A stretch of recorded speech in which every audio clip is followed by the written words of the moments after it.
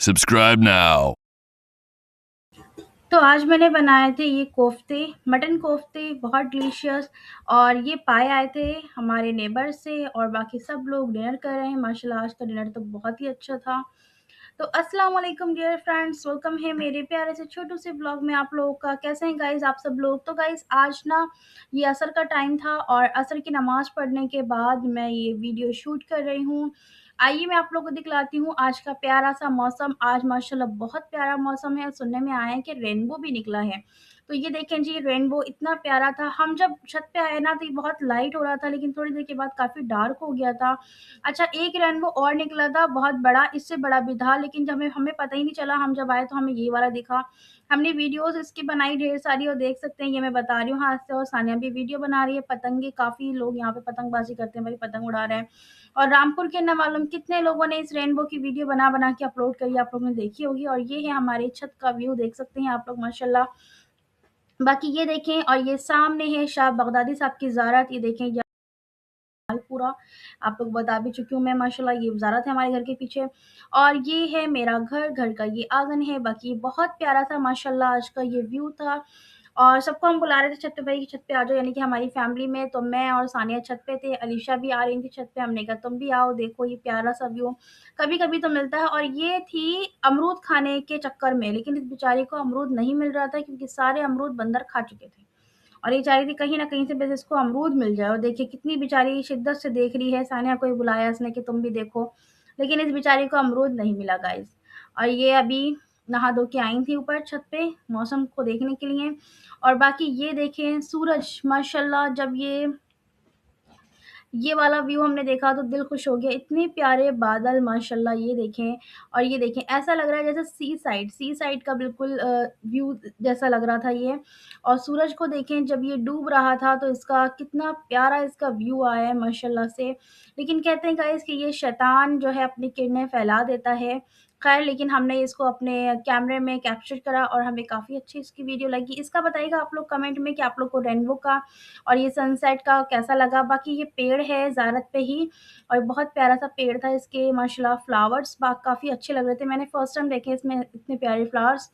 क्योंकि हाँ, जब भी हमने इस पेड़ को देखा तो बिल्कुल ऐसे ही देखा, बिना पत्तों के, लेकिन आज इसमें माशाल्लाह फ्लावर्स काफ़ी थे।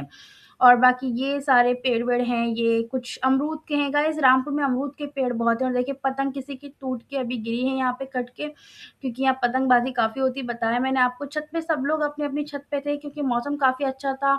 और सबका बस कैमरा जो था वो रेनबो की तरफ था। सबके सब रेनबो की खाली वीडियो शूट कर रहे थे। तो ये हम बस छत पे से अब आए नीचे, और नीचे आने के बाद हम आ गए किचन में और फिर हमें बनाने थे कोफ्ते।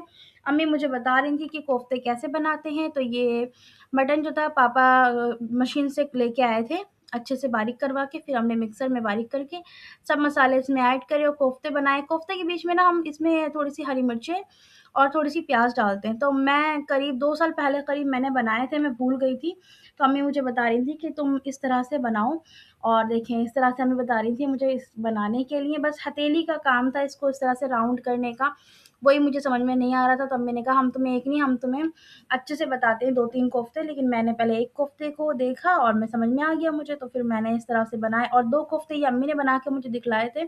बाकी अम्मी मुझे बता रही थी कि तुम ऐसे-ऐसे बनाओ। देखिए ये चेक कर रही थी कि अभी पतला है, अभी तुम और डालो इसके अंदर, थोड़ा-सा और इसको मोटा करो ताकि अच्छे से जब तुम इसको बंद करोगी तो ये अच्छे से राउंड शेप ले लेगा, बॉल की शेप। उसके बाद फिर मैंने इसमें हरी मिर्ची और प्याज़ ऐड करी और उसके बाद देखिए हरी मिर्ची प्याज़ तो बहुत कम लग रही थी मुझे, तो मैंने थोड़ी-सी और ऐड कर दी इसके अंदर।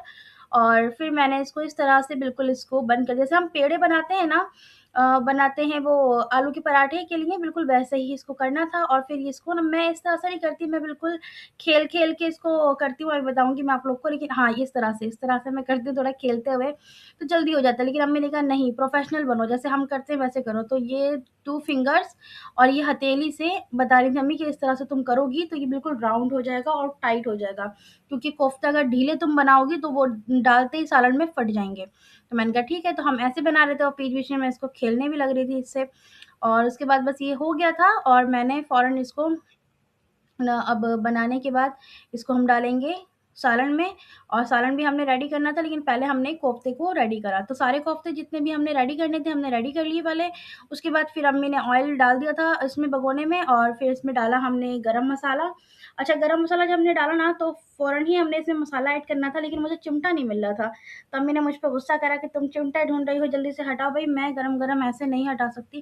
तो अम्मी ने हाथ से ही फटाफट से ढक्कन हटा के उसमें सारा मसाला ऐड कर दिया, और अम्मी मुझे बताती जा रही थी। मसाले का मुझे अंदाज़ तो है कि क्या-क्या, कैसे-कैसे पड़ना है, इसमें डालना था, लेकिन कोफ्ते का समझ में नहीं आ रहा था किस तरह से मैं बनाऊँ। खैर अम्मी ने बताया तो मैंने बना लिया, और ये अम्मी ने मुझे पीस के दिया था मसाला। प्याज़ है इसमें, अदरक, लहसुन सब कुछ, सारे बेसिक मसाले थे इसमें ऐड कर दिए, और फिर अच्छे से हमने इसका मसाले को अच्छे से बेहतरीन तरीके से इसको हमने भून लिया। भूनने के बाद ये सारे प्यारे-प्यारे से राउंड-राउंड कोफ्ते थे। इसको अम्मी बता रही थी कि जब कोफ्ते तुम बनाओ, तो दोबारा जब तुम सालन में डालती हो, तो उसको एक बार दोबारा से इस तरह से अ, सही कर लिया करो, वरना क्या होता है कि वो फट जाता है। तो हमने कहा ठीक है भाई। कुछ लोगों को मैंने देखा है गाइस कि वो ना कोफ्ते के ऊपर धागा लपेट के फिर कोफ्ते डालते हैं ताकि वो टूटे नहीं।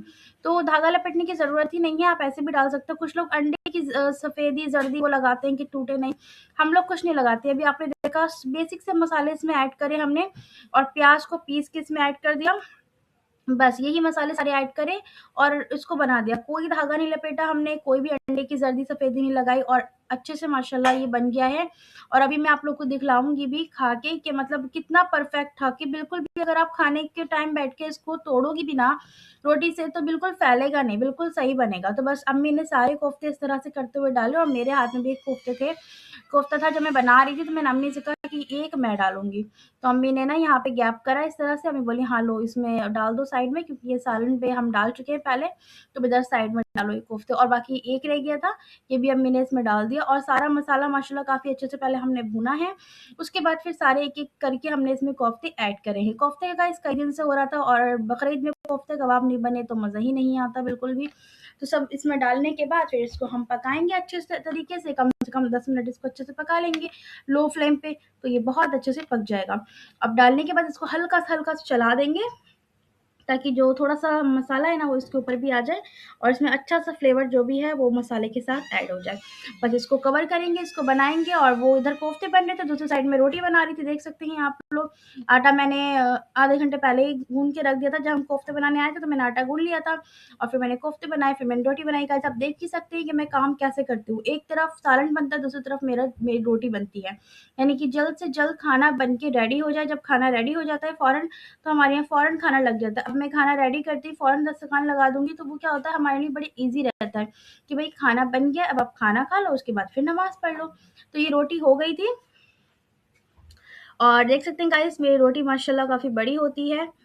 अभी भी छोटी है ये रोटी, पूरे तवे के बराबर की नहीं है, लेकिन हाँ, है थोड़ी बड़ी। और फिर बस हमने इसको हटाया, और दूसरी रोटी जो है उसको जल्दी से हम इसको बढ़ा के और तवे पे डालेंगे, ताकि ये वाली भी फटाफट से हो जाए। और आवाज़ आ रही थी खाना जल्दी से लगाओ, और खाना मेरा जो है वो रेडी हो गया था। मैंने कहा दस्तरख़्वान लगाओ, दस्तरख़्वान लगाया, और ये पाए आए थे हमारे नेबर्स से, और यहाँ मैं निकाली हूँ कोफ्ते। अम्मी ने इतनी बड़ी प्लेट में पाए ला के रखे, क्योंकि इसकी नली जो थी ना पाए की, ये ऐसी लग रही थी जैसे कि भैंस के पाए की नली नहीं है, हाथी के पाए की नली है। नली देखें आप लोग कितनी बड़ी है माशाल्लाह। तो ये पापा खा रहे थे, ये हमारे नेबर्स ने बनाए थे, माशाल्लाह अच्छे बने थे। और हमने बनाए थे कोफ्ते, चटपटे कोफ्ते। तो मैंने एक निवाला लिया, और अम्मी की देखिए ये वाली, ये सारी मदर्स की आदत होती है भई खाने के टाइम पे जब बैठो ना, प्लेटें इधर से उधर करने की। मेरी अम्मी की भी आदत यही है। तो पहले पापा ने तो निवाला स्टार्ट करा पाए से, और मैं भी आई थिंक पाए से स्टार्ट करना चाह रही थी, लेकिन फिर मैंने ना पता नहीं क्या हुआ, निवाला मेरा कोफ्ते की तरफ चला गया मेरा हाथ। मैंने कहा नहीं, जो मैंने बनाया पहले मैं वो ट्राई करूँगी। आप देख सकते हैं मैंने कोफ्ते को लिया, लेकिन टूटा नहीं। तो गाइस यही है हमारा प्यारा-सा छोटा-सा ब्लॉग।